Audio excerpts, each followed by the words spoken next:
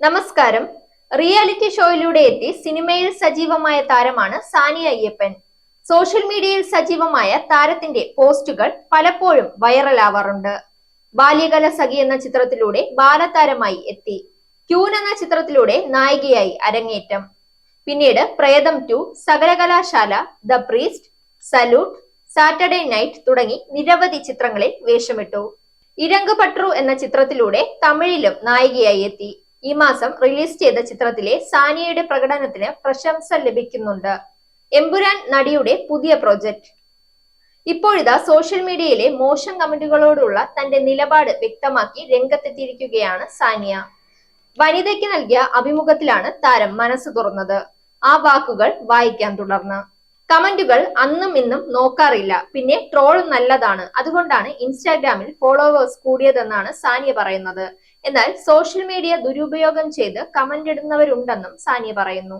സിനിമയിൽ അവസരം കിട്ടാൻ ഡ്രസ്സിന്റെ നീളം കുറയ്ക്കുന്നു എന്നൊക്കെ പറയുന്നവരോട് ഒരു മറുപടിയേ ഉള്ളൂ. അങ്ങനെ അവസരം കിട്ടിയിരുന്നുവെങ്കിൽ ഞാനങ്ങ് ഹോളിവുഡിൽ എത്തുമായിരുന്നല്ലോ എന്നും സാനിയ പറയുന്നുണ്ട്. തിരുവനന്തപുരത്ത് സോഷ്യൽ മീഡിയ ഇൻഫ്ലുവൻസറായ പെൺകുട്ടിയെ സൈബർ അറ്റാക്കിൽ മനംനൊന്ത് ആത്മഹത്യ ചെയ്തത് ഈയിടെയല്ലേ? വ്യക്തിഹത്യ ചെയ്യുന്നവരെ മൈൻഡ് ചെയ്യരുതെന്നാണ് സാനിയ അയ്യപ്പൻ പറയുന്നത്. ഏത് നല്ലതിന്റെയും കുറ്റം കണ്ടെത്തി ഇടിച്ചു താഴ്ത്താനാണ് ഭൂരിപക്ഷം പേർക്കും താല്പര്യം. അത് നോക്കി ജീവിക്കാനാകില്ലെന്നും താരം പറയുന്നു.